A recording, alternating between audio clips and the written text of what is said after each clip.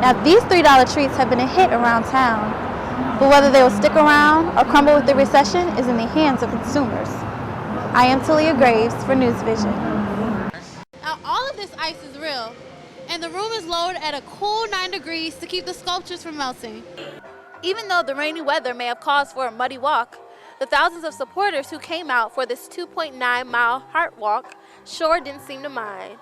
I am Taliah Graves for News Vision.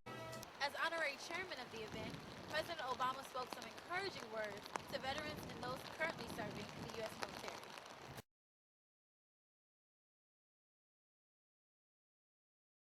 Even in tough economic times, it seems that people will find a way to satisfy a sweet tooth. And to meet the demand, a new industry is booming: cupcakes.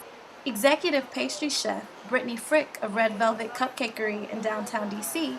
explains why she thinks people can't get enough of these mini cakes. I haven't seen a drop in sales. We've been constantly and consistently busy. So, I just think overall cupcakes are one of those things where, you're having a bad day, you treat yourself to a cupcake. I think it's a little investment for yourself in the day. In addition to Red Velvet, businesses such as Hello Cupcake and Cake Love Bakery are among people's favorites.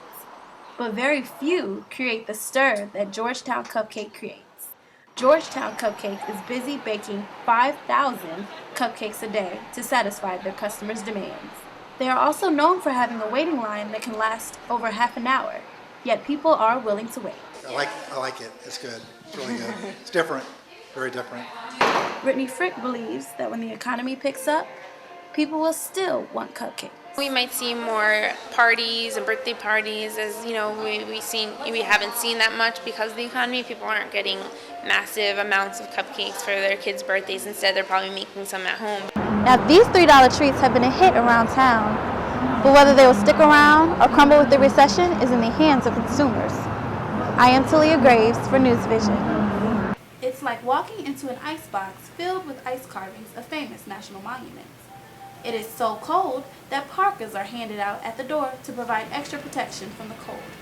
Inside are 10 rooms filled with Christmas and holiday ice sculptures. Ice is the new attraction at the National Harbor just across from D.C. on the Maryland side of the Potomac River. It is part of the annual Christmas celebration on the Potomac. We brought in 2 million pounds of ice and 40 ice carvers from Harbin, China, and they took about 40 days to carve this indoor winter wonderland. It's completely made of ice, and there's 10 different scenes that you can walk through. It's spectacular. Now, all of this ice is real, and the room is lowered at a cool 9 degrees to keep the sculptures from melting. What's your favorite part? The sleigh. And I like the poinsettia. The attraction seems to be a favorite for both kids and adults alike. Bishop Larry Brandon traveled from out of town.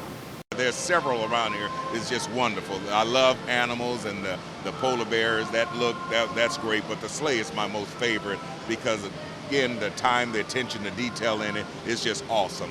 The exhibit includes Santa's Toyland, an ice castle with 4 ice slides, a full-size nativity scene, and a 20-foot angel. Tickets cost $13 for children, $20 for adults, and $18 for seniors. From the National Harbor, I am Taliah Graves for News Vision. Today is the day we start to walk, eat better, live longer. Today is the day we join the American Heart Association START program. And after warming up, the 4th annual Greater Washington Heart Walk began. And thousands of participants joined the American Heart Association on the National Mall to raise money in support of the fight against heart disease and stroke, which are the nation's #1 and #3 causes of death. Each year, 900,000 Americans die of heart attacks or stroke. Tents were spread across the mall, providing food, health screenings, information, and entertainment. Adrian Stanton represented the Virginia Hospital Center. Ours is to try to make sure people live a healthier lifestyle, if you will, hope that they don't need the hospitals. Felipe Lagos of the Washington Hispanic newspaper explains how they use preventive measures to help the Hispanic community. We have a health supplement. It's Salud Guia, which means health guide, and we always publish articles related to heart disease and healthy lifestyle. For Kenneth Wilson, the walk was a rehab session. I was in a car accident and I broke my left femur bone, have a ride that goes from my hip to my knee. And I know from running track that if you want to get a great stretch, go out and jog some. So that's why I came out sweatpants and all to get a good jog in for a good cause. The American Heart Association was pleased to raise nearly $2 million this year. We were expecting around 8,000 based on the number of registrations. I'm not sure with the weather, but we definitely had a great turnout, especially for all the mud today. Even though the rainy weather may have caused for a muddy walk, the thousands of supporters who came out for this 2.9-mile heart walk sure didn't seem to mind. I am Taliah Graves for News Vision. To those who are serving in far-flung places today, when your tour ends, when you see our flag, when you touch our soil, you will be home in an America that is forever here for you, just as you've been there for us. President Obama laid a wreath at the Tomb of the Unknowns and joined all others at Arlington Cemetery's Memorial Amphitheater. As honorary chairman of the event, President Obama spoke some encouraging words to veterans and those currently serving in the U.S. military.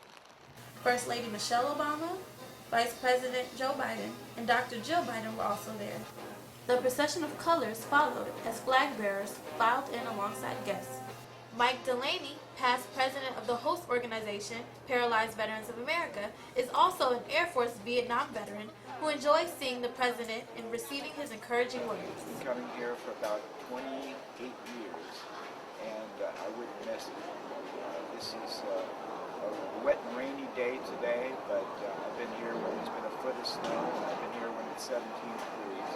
But I try to come every year just to pay tribute to our fallen comrades and to all veterans across the country. So, one woman attended these ceremonies for the first time with the Army-Navy Union Veterans of Ohio. It's something I'll never forget. Because like I say, I've never been here, and that everybody should come and see it. Young or old, everyone can get something out of attending these Veteran Day events. And until next year, I am Taliah Graves for News Vision.